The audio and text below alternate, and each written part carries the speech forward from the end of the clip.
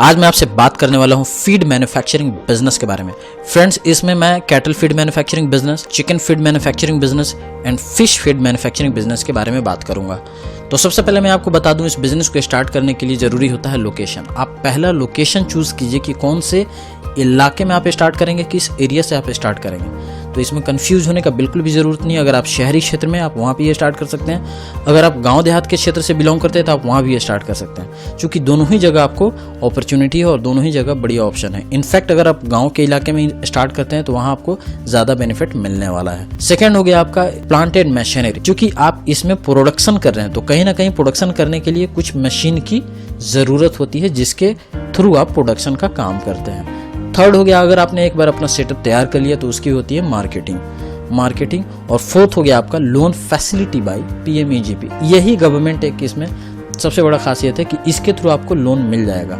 वैसे लोन मिलना बहुत ही कठिन बात होता है, बट गवर्नमेंट ने एटलीस्ट स्कीम निकाला है। अब मिलना ना मिलना ये टोटल डिपेंड करता है। मैं बात करूं इसमें मशीनरी कितने टाइप के होते हैं, तो स्टार्टिंग बिजनेस के लिए छोटा सा मशीन है एक, जो आप फोटो में देख रहे हैं। ये एक छोटी सी मशीन है। इसमें आपको एक मिक्सर मशीन होता है, जिसमें वेरियस टाइप के जो भी कंपोनेंट्स हैं उनको मिला के मिक्स किया जाता है, और इस मिक्सर को सेकेंड मशीन में लेके जाते हैं, जिसको मतलब पैलेट मेकिंग मशीन बोलते हैं, जहाँ से वो एक जो भी आपने एक फार्मा तैयार किया है, जो भी आपका एक फ्रेम है, उसके बेसिस पर वो निकल के आता है। जैसे 1 mm, 5 mm, 6 mm या 0.6 mm इस टाइप का वो निकल के आता है। अगर आप कैटल का बना रहे हैं तो 5 mm, 6 mm का वो दाना निकल के आता है। फिशरीज के लिए कर रहे हैं तो वो 0.5 mm, 6 mm का आता है। अगर आप वही मुर्गी के लिए कर रहे हैं, जिसको चिकन बोलते हैं, तो 1 mm या उससे भी छोटा होके निकलता है। तो ये हो गया आपका पैलेट मेकिंग, जिसमें से आपका मेन पशु आहार या जिसको हम लोग फीड बोलते हैं, वो फीड बन के बाहर आता है। इस फीड को जो भी कैटल का या जो भी जानवर हैं, जो भी पशु हैं, उनके आहार के साथ इसको मिक्स करके दिया जाता है। ये हाईली प्रोटीनस होता है, इसीलिए डिमांडेड है और इसीलिए गवर्नमेंट इसको इतना प्रोत्साहन दे रही है। अब आपने एक सेटअप तैयार कर लिया, आपको बिजनेस के बारे में आइडिया लग गया, आपने एक शेड बनाना है। शेड बनाने के बाद अगर शेड ना है तभी भी कोई दिक्कत नहीं है। जो भी गाँव का आपका छोटा सा जगह, आप वहीं पर वो चीज़ कीजिए। आप मशीन बैठाइए, छोटी सी मशीन। इसमें जब काम आपका बढ़ेगा तो बड़ी मशीन बैठा लेना है। उसके बाद आपका आता है मार्केटिंग, आप कैसे करेंगे। इस बिजनेस का मार्केटिंग करने के लिए ऑफलाइन मार्केटिंग, ऑनलाइन मार्केटिंग और रजिस्टर विथ लोकल साइट, ये 3 चीज आपको करना होगा। तो ऑफलाइन मार्केटिंग इसमें सबसे ज्यादा इफेक्टिव है, क्योंकि ऑफलाइन मार्केटिंग से ही आपका काम स्टार्ट होगा। जैसे अगर आप गांव के किसी क्षेत्र से बिलोंग करते हैं या जिस भी इलाके में, आप वहां पे देखिए छोटे छोटे पशुपालक को पकड़ना है। अगर आपने कैटल फीड से स्टार्ट करना है, जो कि वही सबसे बेस्ट होता है, तो उसमें वैसे पशुपालक को पकड़िए जिनके पास 10 गाय हैं, 20 गाय हैं, 15 गाय हैं या कुछ भैंस वगैरह। तो इन जैसे पशुपालक को आप पकड़ेंगे तो वहां पे आपको एक धीरे धीरे खपत आपका माल का होना स्टार्ट हो जाता है। सेकेंड स्टेज होता है जब आपने छोटे छोटे पशुपालक को 10, 15, 20 को पकड़ लिया, तो आपकी एक निश्चित इनकम आपकी बन जाएगी पर मंथ की, क्योंकि इसका खपत डेली बाय डेली है। ऐसा नहीं है कि आज खिलाएं 5 दिन बाद खिला रहे हैं किसान लोग, वो ऐसा नहीं करते। जो भी फार्मर्स हैं वो रेगुलर बेसिस पर अपने पशुओं को खिलाते हैं। सेकेंड हो गया आपने कि इसके बाद आपको बड़े पशुपालक को पकड़ना है, जिनका अपना डेयरी फार्म है, जिनके पास कैपेसिटी है बहुत ज़्यादा जानवरों की। जैसे अगर मैं बात करूं काउस की, तो उनके पास 100 गायें हैं, 150 गायें हैं, बफेलो हैं। तो आपको सेकेंड लेवल पे वहाँ पे जाना है। थर्ड में बात करूं, इसके अलावा आपको अपने इलाके में बैनर पोस्टर लगाना है ताकि थोड़ी ब्रांडिंग हो। फोर्थ, आपको अपने इलाके के जो भी होलसेल मार्केट हैं, आप वहाँ पे जाइए और उसमें अपने प्रोडक्ट को सेल आउट कराइए, क्योंकि जब आपको कोई भी 1 से 2 होलसेलर अगर मिल गया तो आपका माल का बहुत ही अच्छा टर्नओवर बनते रहेगा। तो ये हो गया आपका ओवरऑल ऑफलाइन मार्केटिंग। सेकेंड हो गया आपका online marketing and register with local site. Online marketing में सबसे पहले तो आपका जो भी कंपनी बनाएंगे या जो भी फर्म का जो भी ब्रांड का नाम होगा, उसके नाम से पहले तो आप वेबसाइट बनाइए।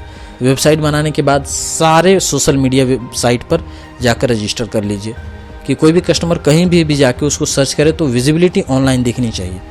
थर्ड हो गया आपको register with local website, classified website. जैसे हो गया आपका जस्ट डायल, इंडिया मार्ट, सुलेखा.com। अगर आप जस्ट डायल पर रजिस्टर करते हैं तो आपको लोकल कस्टमर का वो बिजनेस प्रोवाइड कराता है, वो डिटेल्स देता है। इसका कुछ पेड मेंबरशिप लेना पड़ता है। सुलेखा.com का भी सेम चीज़ है। अगर आप ऑल ओवर इंडिया बेसिस पे काम करना चाहते हैं तो इंडिया मार्ट की वेबसाइट पर जाइए। प्रोजेक्ट कॉस्ट, आपने सारा कुछ कर तो लिया, मन में सोच लिया, लेकिन इस बिजनेस को स्टार्ट करने के लिए आपको कुछ कॉस्ट देना होगा। तो ये कॉस्ट डिपेंड करता है कि आपने लैंड आपका खुद का है या आपने लीज पे लिया है, मशीन कितने का है, रॉ मटेरियल, पैकेजिंग एक्सपेंसेस और भी बहुत टाइप की मिसलेनियस बिजनेस में जो भी एक्सपेंसेस लगते हैं।